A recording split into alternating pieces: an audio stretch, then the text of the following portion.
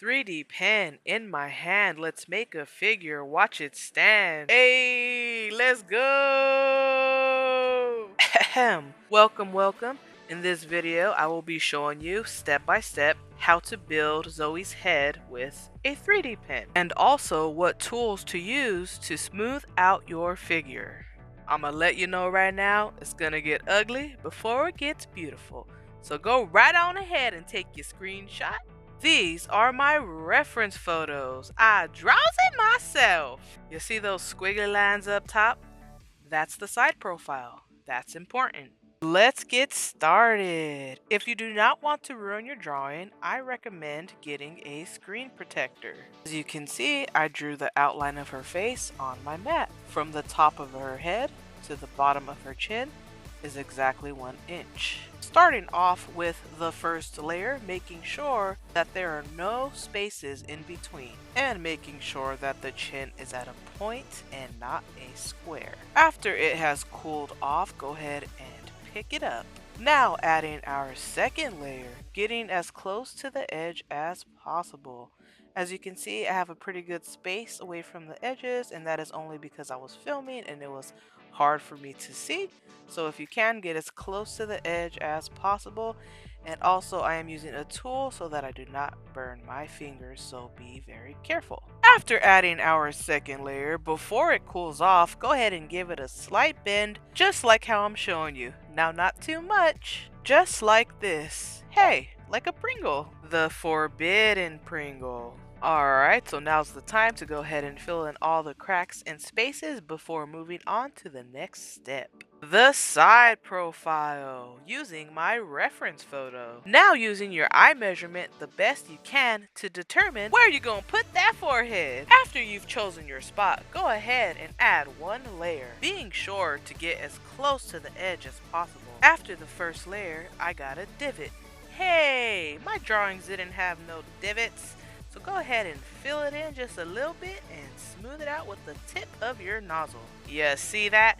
That's what we want. Now we make a guideline for her nose. The end of her nose should be lined up with the corners of her cheeks. Now we move quick while it's still warm and pinch it around, lining the end of her nose with the corner of her cheek, making sure her nose is narrow, and pushing down that side profile. This is a very important step, adding to the face metrics and whatnot. Next step, adding a little dollop to the tip of the nose. Pinch, pinch, pinch. And this is what you want it to look like. Do you see that side profile getting more profile-y? Yeah. Now we add 2 itsy bitsy teeny weeny tiny whiny nostrils. After the nose, let's add a second layer to her forehead. You see what happens when you trust the process? Using these steps, you can make any face you'd like. That's right, because together, we can all be great. Next, using the tip of my pen to trace out her eyes. After making those lines, I curved slightly under them. Next, I brought her eyes up slightly over the forehead, and the corner of each eye should line up with her nostrils. Remember, Zoe's eyes are big because she's approachable, kind, and generous. Now let's add a layer from under her eye across her cheek. Give it a little push. Be sure to add that layer on both sides. Let's make a line directly under the nose. After that line cools off, add 1 more line over it and pinch it down so it's not too thick. Connecting it with a smile, be sure to stay above the chin. Now let's add the side of her face, starting from the chin and up along the side, using your best measurements. This is why it's good to add 1 layer at a time. As you can see, I got a little ahead of myself and added too much. So I went ahead and added a guideline, which allowed me to fold in the excess filament. Now line it up on the side of the forehead. Give it a little smash. If you're wondering, the smashing is to help fill in the crevices. Now let's make a layer under the chin, bringing it all the way across to the corner of the cheek. Now go ahead and repeat on the other side. And be sure to fill in all the in-between spaces. This is what it should look like after all the spaces, gaps, and cracks have been filled in. Phew! Congrats! on making it to the next step. Make sure your wood burner has a temp dial, setting it to a medium-low for lighter colors so it doesn't burn. Starting off with the forehead. Remember how I said to fill in all the gaps and spaces? Well, if you missed a spot, this is where it will show up. And I can't show you because I didn't miss any. But not to fret, it's an easy fix. Just fill it in with some filament and melt on over it. And remember, we're supposed to make mistakes because that's how we learn. I mean, the first thing I ever made were squiggly lines and a colorful blob. When melting around the mouth area, be sure to melt from the lips down like this, and to re-smooth over any harsh lines. After smoothing both sides, this is what it should look like. And be sure to keep that nose narrow and the nostrils as small as you can get them. Also melting in a big smile. Congrats! You made it to the sanding! Wowzers! You're doing an amazing job. Now we're going to sand down her whole face using a Dremel. This is just a faster way of sanding. Nail filers and sandpaper work just as great too, only they require a little more elbow grease. Using a Dremel allows for more detailed work, like carving in her eye and adding depth. You can also do this with a wood burner. It might take a little longer, but it can be done. This is what it looks like after using the Dremel. But we're not done yet. That's right, more sanding.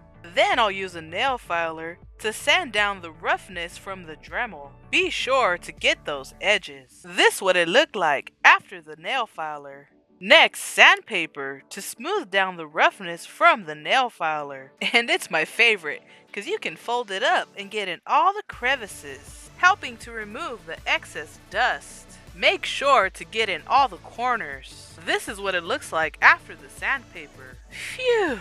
Finally, the last step, the nail buffer. Ooh! This right here, this gonna make your fingers silky smooth. I tell you right now, this gonna have your fingers so soft it's gonna slip right out your fingers. What I say? I told you. So smooth you can't even get a grip on it. And I'm gonna tell you right now, don't get mad at me when it slips out your fingers and slides all the way across the room under the couch. And you start pulling out stuff you didn't even know you had just to find it. Don't get mad at me. Use at your own risk, alright? And if you have trouble taking breaks, well, you won't anymore after this slips out your fingers. After filling in the eyes and the teeth, go ahead and melt it down with your wood burner. And don't be afraid to melt outside the lines. Because we got it so smooth, it should be able to sand right off. You see?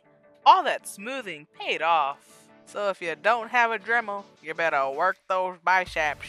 Now for the lips. You can add a sliver of filament, or you can just paint it on with a pretty pink marker, like I ended up doing. Because it's so tiny, I just ended up painting the rest of her face on. Turns out I need detailed paintbrushes. Well, sometimes we gotta use what we got to get what we want. And don't let this coloring fool you, cause your girl knows how to paint. I mean, I'm not painting portraits or anything, but I know how to mix my colors. Wow, I think we've captured her likeness. That's amazing. Congrats, we've finally made it to the ears. Her ears line up from the corner of her eye to the corner of her mouth. Next, I pinch quickly into her ear shape, then pulling it slightly forward while it's still warm, holding it in place if you can until it hardens. Before we melt and sand the ears, we build the neck. Round and round and round and round. I'm getting dizzy! Now we melt the ears. Don't forget to melt the back of the ears as well. After the melting, I used my Dremel to add a little detail. And if you don't have a Dremel for detail, you can use your wood burner. And if you don't have a wood burner, you can use the tip of your pen nozzle. Where there's a will, there's a way. And don't forget to sand the back of her ear as well. Next, clean it up with the nail filer, the sandpaper, and the nail buffer. Nicey nice. Whoa!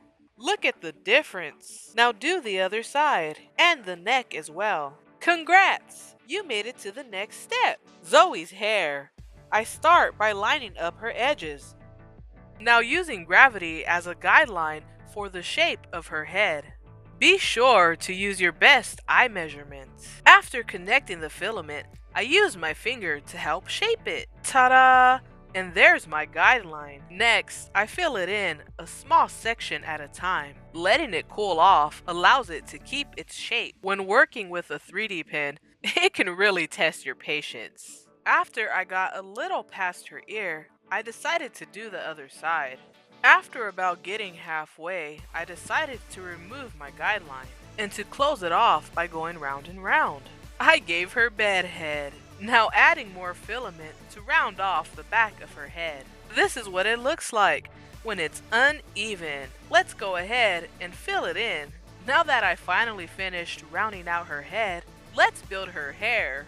Let's make zigzags, starting from the front and thinning it out towards the back. Hey, it kind of gives the illusion of braids. After doing both sides, go ahead and add a sliver of filament down the middle, smoothing it down some with the tip of my nozzle. Continue adding zigzags. Be sure to thin it out when going down the back. Now I don't know how familiar you are with haircuts.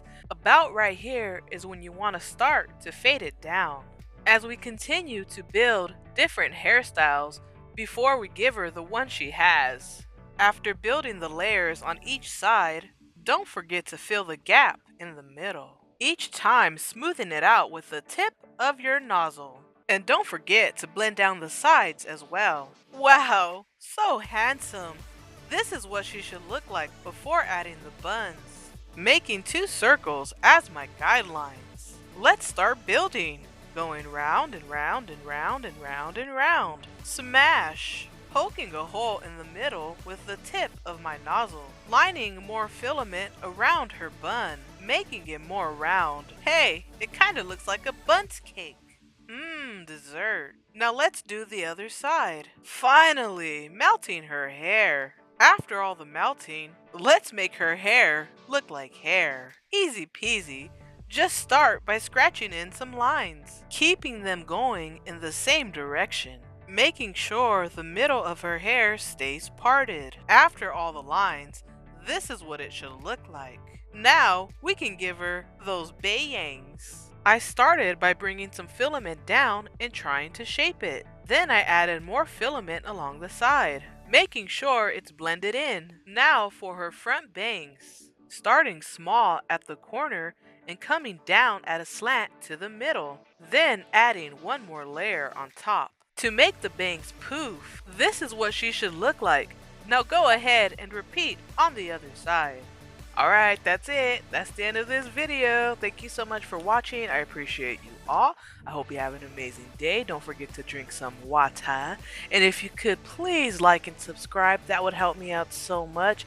I really enjoy making videos. I really enjoyed making this video for you guys. And if you're not already following me on TikTok, you can go ahead and check it out. I do some fun stuff over there as well at ColorMeBad30. And if you have anything nice to say, go ahead and leave it in the comments. Okay, love you. Bye.